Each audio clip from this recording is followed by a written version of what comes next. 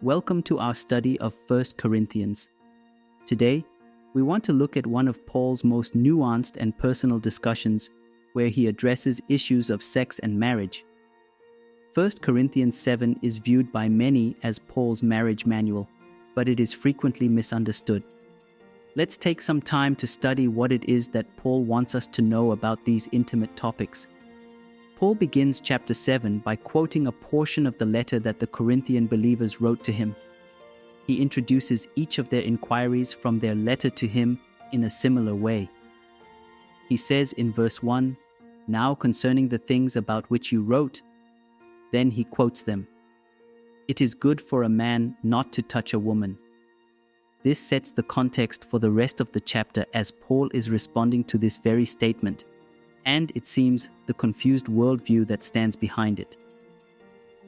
Paul's response to this statement shows us that there are two types of people in the Corinthian church. Some of them want to hold on to parts of the pagan sexual practices that the city of Corinth was known for. Paul has already addressed this type of immorality. He summarizes his response to these people in 1 Corinthians 6:18 by saying, "Flee sexual immorality." But others in the church are overly eager to leave behind every part of their former lives. These believers go too far in the other direction, claiming that not only is sexual immorality wrong, but that sex itself is bad and should be avoided entirely. Paul teaches that both positions are extremes to be avoided. The key point here is that sexual intimacy is good within a certain context, and that any sexual activity outside that context is considered immoral. Ultimately, these believers misunderstand the goodness of God's creation, a creation that includes marriage and sex. Paul calls marriage a gift from God in 1 Corinthians 7:7. In our desire to live a godly life, Paul says, "Do not call good what God says is evil, and do not call evil what God calls good." Using their statement as a launching pad, he denounces both at once, saying in 1 Corinthians 7:2, "But because of immoralities, each man is to have his own wife, and each woman is to have her own husband." So it is good that a man not touch a woman that isn't his wife, but marriage is to be the standard. Marriage, according to Scripture, is a one-flesh union. The two become one flesh, as we read in Genesis 2:24. This union is the basis of the marriage and entails by nature certain duties or responsibilities that each has to the other. Some in Corinth appear to be preaching chastity within marriage and betraying these obligations. So, in verse 5, Paul has to tell them to smarten up. Stop depriving one another, except by agreement for a time, so that you may devote yourselves to prayer and come together again, so that Satan will not tempt you because of your lack of self-control. In this verse, Paul highlights one important aspect of this one-flesh union. It is a guard against temptation. Paul adds in verse 9, "But if they do not have self-control, let them marry, for it is better to marry than to burn with passion." In addition to all the praises Paul has for marriage and divine order elsewhere in Scripture, here, Paul offers marriage as the best guard against the temptation to engage in immoral sexual practices. Paul is very concerned with sexual immorality, and he is adamant that people keep themselves sexually pure. It has been noted that Corinth was a city full of sexual perversion, but perhaps one more aspect of the culture will help us understand the unique challenge the church faced. Prostitution was common in Corinth because it was tied to religious practice. One way people worshipped the gods was through sexual practices in the temple. This sexually immoral practice was tied to one's religious devotion to the gods. Hopefully, you can see how this would be difficult to retrain people to think differently about sex and God, if this is all they knew before becoming a Christian. For those believers coming from such a background, Paul teaches that marriage is a way to remain sexually pure while avoiding temptation. Scripture is clear regarding God's intentions for humanity in His creation, saying in Genesis 1:31, "It is very good." God made sex pleasant and blessed the union of man with woman in bonded commitment, saying in Genesis 1:28, "Be fruitful and multiply, and fill the earth." He even inspired an entire book of the Bible, Song of Solomon, to celebrate the love between a husband and a wife in terms that express all the sexual passion of marital lovers. Hebrews 13:4 states the matter quite clearly, saying, "Marriage is to be held in honor among all, and the marriage bed is to be undefiled, for God will judge the sexually immoral and adulterers." Now, having defended the goodness of marriage, Paul turns his attention to a related topic: singleness.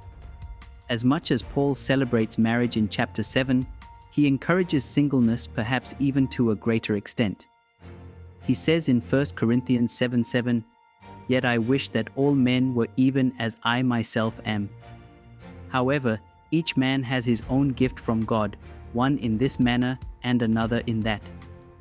He goes on to explain in verse 8, saying, "But I say to the unmarried and to widows that it is good for them if they remain as I am.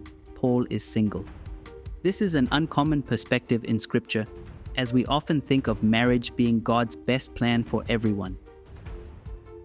Listen, however, to the words of Jesus in Matthew 19:12 as he addresses this issue.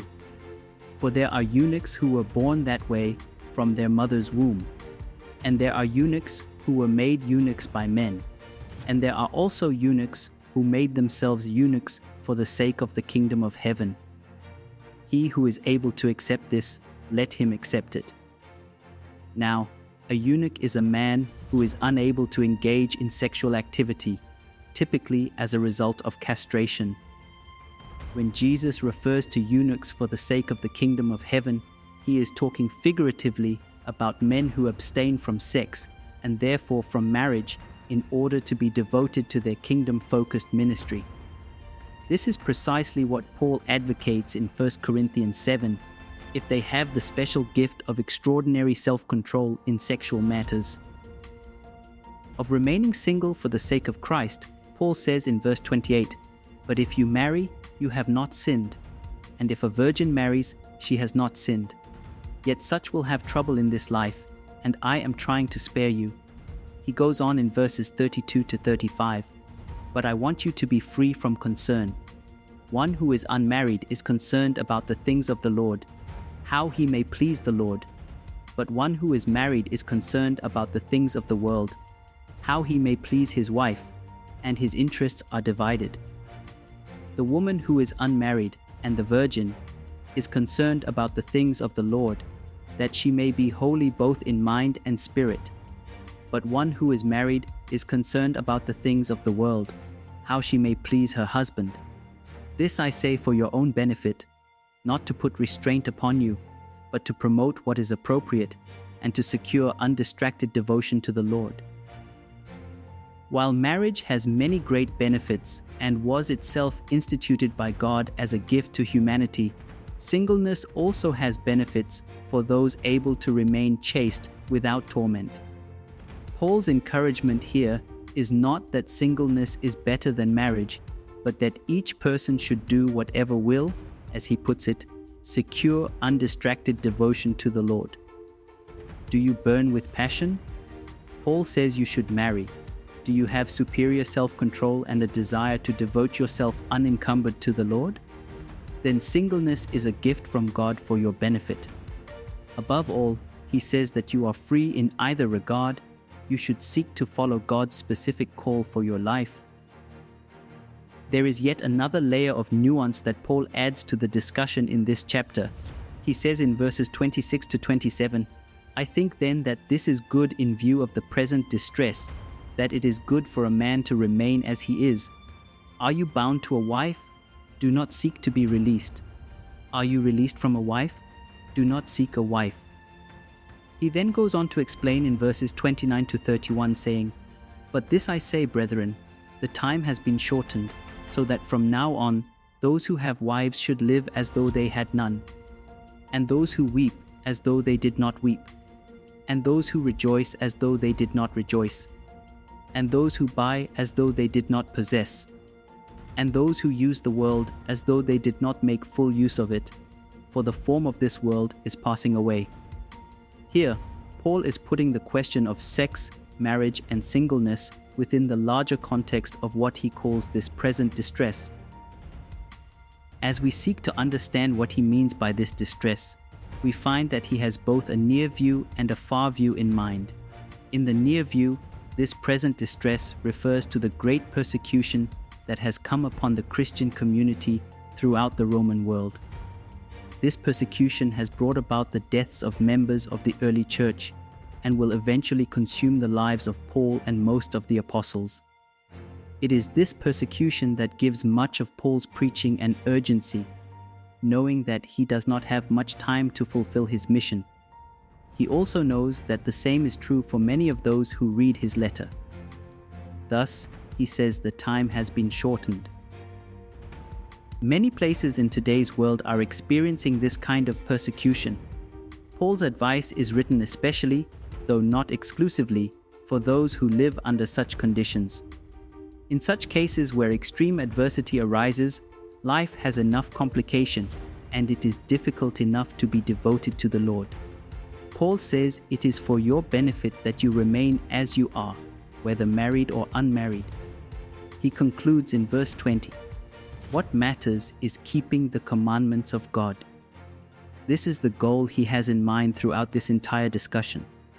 Do what God has called you to do, and whatever will allow you to be most fully devoted to Him. At the same time, Paul has the far view in mind as he writes these things. He says at the end of verse 31, "For the form of this world is passing away." This statement brings to mind the end times destruction of this world and the hope of the new creation. It is probable that Paul, like nearly every believer in history, believes that the return of Christ will happen soon. He sees his present persecution not as an isolated incident, but as a symptom of a world winding to an end. He is not mistaken in this belief, as Christ's return could happen at any moment. Therefore, he says we must live as if we are not promised another day in this world. Again, his goal is our unfettered devotion to the Lord, unfettered by competing commitments and unfettered by unsated and distracting passions. As we close, remember that whether you are experiencing the present distress of persecution or you are awaiting the day when this world passes away, Paul's message to you is the same. In 1 Corinthians 6:18, Paul says, "Flee immorality and devote yourself to the Lord." In marriage, you can do this by remaining faithful to your spouse and fulfilling your marital duty of sexual intimacy. In singleness, you can do this by removing all distractions and becoming fully devoted to God. Both are gifts from God for your benefit so that you may glorify God in your body.